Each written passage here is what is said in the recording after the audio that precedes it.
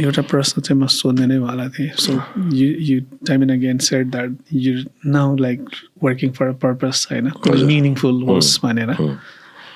यो सेन्समा हेर्ने हो भने अथवा नेपालको जुन ongoing like हुन्छ नि business landscape and business के हो? What's business for you?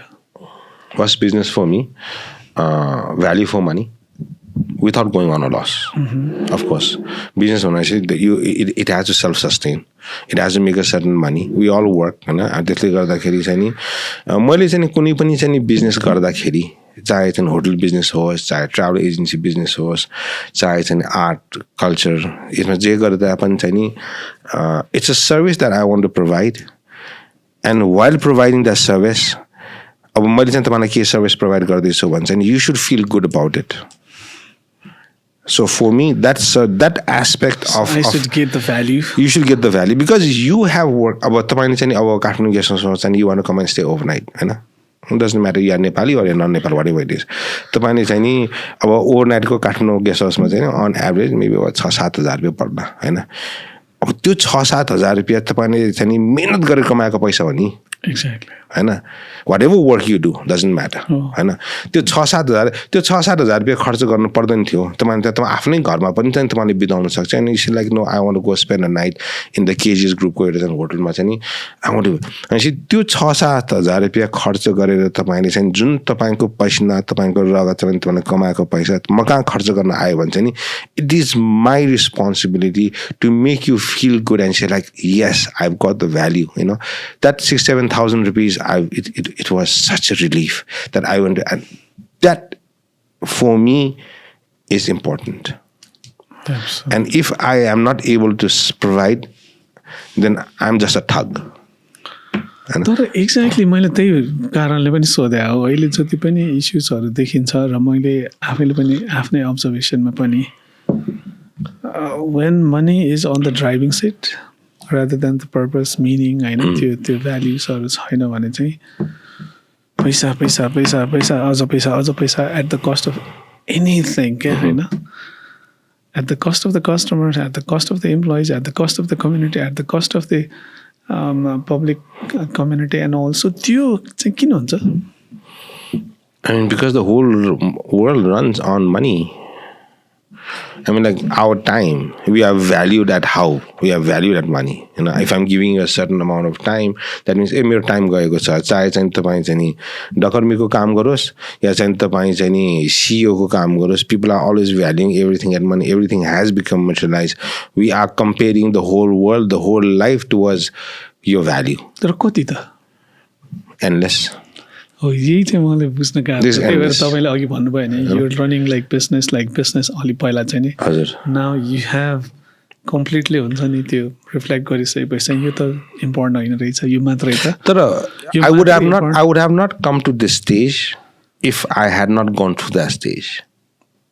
तर सबैजना रिफ्लेक्ट गरेर तपाईँको एजमा तपाईँको not necessary. I mean, like I've been lucky. What takes it to you to sort of like हुन्छ नि रिफ्लेक्ट एन्ड त्यो एकचोटि हुन्छ नि टेकिङ अ ब्याक सिट होइन, के भन्छ अलिकति पछाडि स्टप लुक एन्ड गो भन्छ नि, एकचोटि टक्क रिफ्लेक्ट गरेर मैले के को लागि गरिरहेको छु भन्ने what it takes people to reach that stage, त्यो फेज अथवा त्यो मोमेन्ट. आई क्यानट म अरूहरूलाई चाहिँ नि it's very immature for me to give them advice or to anybody. You know, I cannot advise anybody. I can only share my experiences. Exactly, I love that. And through my experiences, if somebody can resonate or somebody is feeling in the same state of mind or same state of life, and they say like, okay, Rajanले चाहिँ यस्तो भएको हुनाले चाहिँ त्यो गरेको, whatever it is, होइन. तर चाहिँ नि I mean, like for me, because I mean, like, you know, like म childhoodदेखि नै I lived a very comfortable life, you know, because my father was there. He provided me बच्चा बेलामा पनि चाहिँ नि, you know, we went to the best schools in Darjeeling. And दार्जिलिङबाट चाहिँ नि सकाएपछि चाहिँ नि I studied in Nepal for a couple of years because my mom passed away at an early age and I had to do the ritualsहरू गर्नुपर्ने भएको हुनाले चाहिँ नि SLC त गरेन, सिनियर क्याम्ब्रिज चाहिँ गरेर then after that I went to the US. अनि सो मेरो रिफ्लेक्सन चाहिँ नि मैले भन्दाखेरि चाहिँ it came very late. because it started coming when I was 47, 48. I've met people who feel like this, that they should give back to the country, to the society, to the environment. I've talked to young people who are like even 18, 19, 20, 21 years old, and they say like, I just don't want to live like this. I want my life to have a meaning. भन्ने चाहिँ त्यस्तो मान्छेहरू पनि मैले भेटेको छ हैन. तर मलाई चाहिँ नि in a sense where it came towards the realization that I should do something was also excuse me, in a way it was related to business. I will tell you why. About 2018 2019 before COVID, काठमाडौँमा चाहिँ नि यति होटलहरु आइरहेको थियो हैन, यति होटलहरु आइरहेको थियो कि चाहिँ नि like every second day there was a new hotel popping up, especially in Tamil. Right. And अहिले त झन् त्यो होटलको चाहिँ मासेसहरु आउँदाखेरि चाहिँ नि now hotel industry is becoming a totally different industry than what it was even like 10-15 years ago. Now hotel industry is not an industry anymore. It has become more of an investment part, where all these big hotels that you see in Kathmandu, all the branded hotels, they are coming in. That is then उनीहरुको चाहिँ हस्पिटलको मतलबै छैन, उनीहरु चाहिँ investor हो हैन. They come and invest, they go IPO and यताउता गरेर चाहिँ that is how they do. Exactly. So invest. तर even अब मैले पनि चाहिँ नि 2018 2019 मा चाहिँ नि when I had this revelation of an internal revelation of opening up a museum was अब नेपालमा चाहिँ नि especially काठमाडौँमा it was getting developed so rampantly. तपाईको चाहिँ नि पहिला चाहिँ नि हामीले चाहिँ नि माथि तलामा चाहिँ हेर्दाखेरि चाहिँ we could be able to see these temples हरु देख्यो, टेम्पलको पगोडा सगोडाहरु चाहिँ देख्न थाल्थ्यो. All that has all disappeared हैन. तपाईको चाहिँ त्यसको वरिपरि चाहिँ ठुलो घरहरु आउन थाल्यो. अनि चाहिँ नेपालमा पनि चाहिँ नि हाम्रो चाहिँ काठमाडौँमा पनि चाहिँ नि त्यो कल्चरको सबै चीजहरु चाहिँ नि I saw it diminishing. Exactly. From a spiritual level, from a jatra level, from every level, from physical level. And then I was like, I'm in the hotel industry. When I tell people to come visit Nepal or come stay in my hotel, what am I asking them?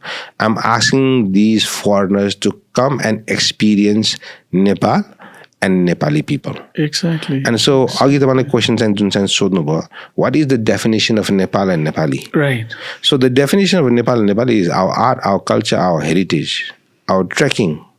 हैन. This defines Nepal. आज चाहिँ विदेशी मान्छेहरु चाहिँ नेपालमा आउने भनेको चाहिँ कि ट्रेकिङ, कि राफ्टिङ, कि नभए चाहिँ हाम्रो कल्चरहरु र चाहिँ नि why are Nepalese people, what are Nepalese people भन्ने चाहिँ हिसाबले चाहिँ उनीहरु आउने हो. अनि चाहिँ यदि चाहिँ नि in another 15 20 30 years मा चाहिँ नि यदि चाहिँ यो स्टेटस को चाहिँ नि यदि रहेन भने why do people need to come to Nepal? Why will tourism even sustain? Right. हैन. अब हिमाल चढ्ने नि हो भने चाहिँ नि होला, अब हामीसँग चाहिँ we have the top Himalayas, तर हिमाल नै चढ्ने भन्छ इन्डिया पनि गए पनि हुन्छ, पाकिस्तान गए हुन्छ, चाइना गए हुन्छ, भुटान गए हुन्छ. हिमालय चढ्नलाई, हिमालय हेर्नलाई चाहिँ नेपाली आउनुपर्ने भन्नेको जरुरत छैन हैन.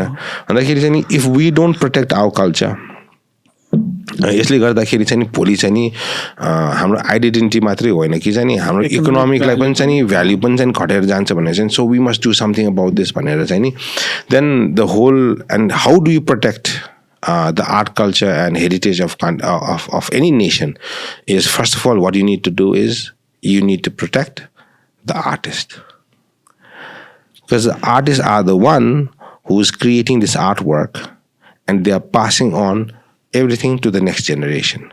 So monama pani chani ani what I wanted to do, or what I am doing, is Mona is actually one of the only or a very few museum in the world that is dedicated to living artists.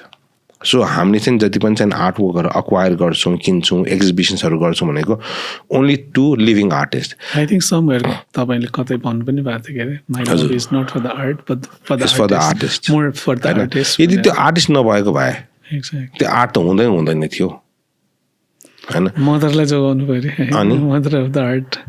अनि चाहिँ नि अब इनरले चाहिँ नि because I have seen the humbleness of Nepalese artists हैन. and the way that especially of course I talk a lot about traditional artists. Our art भन्नाले पनि चाहिँ नि there's traditional artists, there's contemporary artists, there's so many different types of artists हैन. अहिले चाहिँ हामीले चाहिँ नि this यो जुन चाहिँ नि यो traditional artistहरु चाहिँ छ नि जुन चाहिँ स्पेशली चाहिँ यो पवाजहरु थाङकाजहरु चाहिँ जुन चाहिँ बनाउँछन् उनीहरुले चाहिँ नि बनाउँदाखेरि चाहिँ नि I'm like I cannot say this about all the artists, but at least few of the artists that I am in contact with or that I'm working with.